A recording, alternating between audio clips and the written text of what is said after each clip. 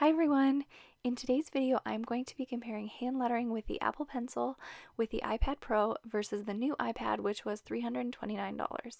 On the left here, I have my 12.9-inch iPad Pro, which is what you've seen me hand letter with in my previous videos, and on the right, I have the new iPad that has Apple Pencil support, and this one was $329. Before I get too far into the video, I did want to mention that this isn't going to be a full review of all of the features of the new iPad versus the iPad Pro. I'm not going to get into all the internal differences.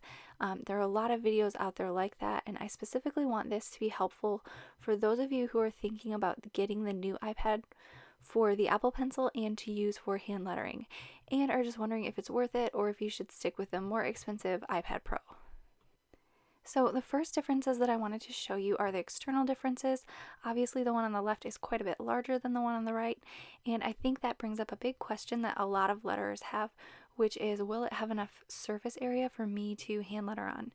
If you've seen people letter on the iPad Pro before, you know that a lot of times we zoom really close in on what we're doing. So in this video, I'll show you how to do the alphabet without zooming in too much on my letters, or maybe not even at all, so that you can get a pretty good side-by-side comparison of the difference in size and how it would feel to write on a smaller iPad. So you can see that the iPad Pro that I have is quite a bit larger, but it's not always a great thing. It's really difficult to take places, and it's not very portable at all because it's just so large. And like I said, I do find myself zooming in quite a bit, so I'm not sure that it would feel a whole lot different because you can zoom in really close with both of them. So I actually don't mind the smaller iPad. It's a lot more convenient to hold on my lap and a lot more convenient to take places. But it definitely doesn't have as much surface space to letter on as the larger one. And I know that this isn't lettering related, but I feel like it's worth showing that the colors have changed quite a bit. I'm not sure if this is supposed to be like a rose gold. It really looks more of a copper or a bronze to me, but it's quite a bit different than my gold iPad Pro, which I love. So before I do a side-by-side comparison, I just wanted to show you lettering on the smaller iPad so you can kind of get a feel for what kind of surface space you have. This is the Procreate app if you're not familiar with that, and it's what I use to do all of my hand lettering on the iPad with. I've tried a lot of different apps, but I really love the Procreate app, and I really don't feel like anything compares when it comes to hand lettering, and specifically brush lettering, because you get those really nice thick and thin strokes that really mimic what you would if you were using a brush pen on paper. And so honestly, I'm not having too hard of a time fitting what I'm trying to fit on the smaller iPad.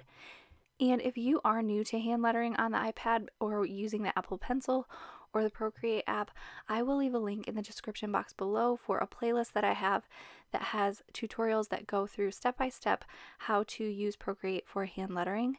And I also do plan on doing another updated tutorial, just kind of a start to finish, as I set up my new iPad with the Procreate app.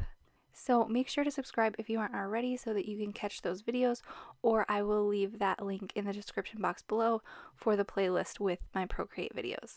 So to be totally honest, the thing that I'm struggling with most here is that I don't have a matte screen protector on the new iPad, which I am very used to lettering with. I use a really inexpensive matte screen protector on my large iPad Pro, and by the end of this video, I do put one on here too, so you can kind of see the differences. The matte screen protector just makes it less slippery, and it makes you feel a little bit like you're lettering on actual paper instead of a glass surface. So the next thing that I'm going to show you is a side-by-side comparison of lettering on the iPad Pro, which is on the left, and the new iPad, which is on the right. As you can see, I'm going quite a bit slower on the new iPad, and this is my real-time hand lettering. So I noticed that if I went too fast with this brush that I'm using in Procreate, I had a really different stroke and I wasn't really getting smooth transitions. So for the iPad, I had to go a little bit slower to get those smooth transitions, but like I mentioned, you can see later on in the video that once I put the screen protector on, I didn't have any issues with that at all. So I don't think that it had anything to do with the iPad lagging. I actually didn't notice any lagging behind it all when I was using the new iPad, which I have heard people concerned for. So I think it was more of an issue of not having the screen protector than it was actually using the iPad. Sometimes I do have glitches and skip strokes with my iPad Pro too, so I'm not going to say that will never happen with this new iPad, but I really didn't notice any errors as I was going through lettering to compare the two. So once I finish up with this lettering, I'm just going to show you the screen protector that I use, and I will link it in the description box below. This is the same brand, like I said, that I've used on my iPad Pro, and I've used it for well over a year and have not had to replace it. And I know that this doesn't have anything to do with actual iPad, but I do think that it's worth mentioning if you are going to be lettering on your iPad using the Apple Pencil, because it has been a complete game changer for me when it comes to iPad lettering. It's also worth mentioning that this is not a glass screen protector that will actually prevent your glass from breaking if you drop it. I simply use it for the anti-glare. I'm assuming it has a little bit of scratch protection, but mainly the reason that I use it is because it makes my lettering feel more natural. It makes me feel like I'm writing on paper and my pen's not slipping all over. And I really noticed a big difference between my transitions on my strokes when I was using this versus just writing directly on the iPad glass. And yes, I can see that there are lots of bubbles. I'm not very good at putting these on, so I guess I'm glad that they come with a 2 in the pack. So now you can see in this real-time side-by-side comparison that I'm actually able to go a lot faster using the newer iPad. I'm really not having any issues at all, and they feel very similar. And one of the only things that really feel different when lettering is that my hand runs off the edge of the iPad quicker than it does off of the larger iPad Pro. So overall, I really was impressed with this little iPad. Obviously, like I said, there are some internal differences with the iPad versus the iPad Pro, but if you're like me and you basically use your iPad for hand lettering and maybe some Netflix, it's definitely something to consider. I bought the Apple Pencil when it first came out, but I didn't have an iPad Pro, so I had to buy them together, and because there was no cheaper option, I spent over $1,000 on the combination, pretty much just to be able to use the Apple Pencil. And I love it, and I still consider it to be one of the best investments that I could have made into my lettering business. I do think that if I had the option to spend only $329 on it, then I probably would have. I also upgraded my storage on my iPad Pro because I always found myself running out of storage, but since I mainly only save Procreate files to it, I really haven't even come close to using a lot of storage. I find the iPad Pro a little bit too large to take pictures with, so I still use my iPhone for that and really only have Procreate files saved to my actual iPad Pro. So overall, I have found the differences in hand lettering on each of them to be so minimal that unless you actually have a reason that you want the big surface area, I'm not sure it's worth it. I actually think that I'll be using the smaller iPad a lot because, like I mentioned, the larger one is really hard to transport and really big to be carrying around. It feels really huge, and so I really do like the smaller one for the ease of it.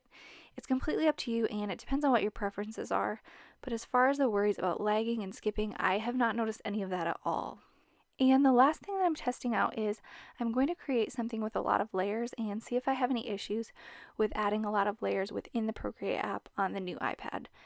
I had heard that there were some concerns about possible restrictions with how many layers you can use, and to be honest, I do use layers in lettering, but I'm rarely lettering a project with more than 10 layers, and if I am, they're easily things that I could merge if I needed to.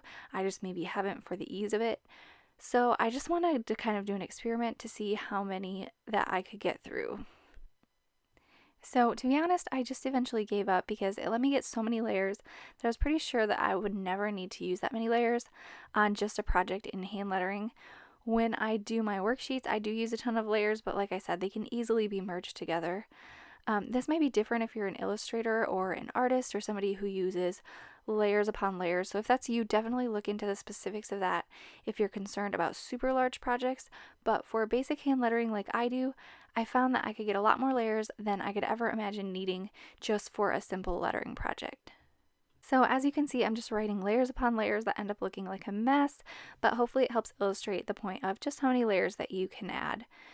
So that is it for today. If you have any specific questions or want to see specific things on the iPad, let me know, and I'd be happy to make another video with those. Of course, it depends on what your expectations are, but overall, I was really impressed.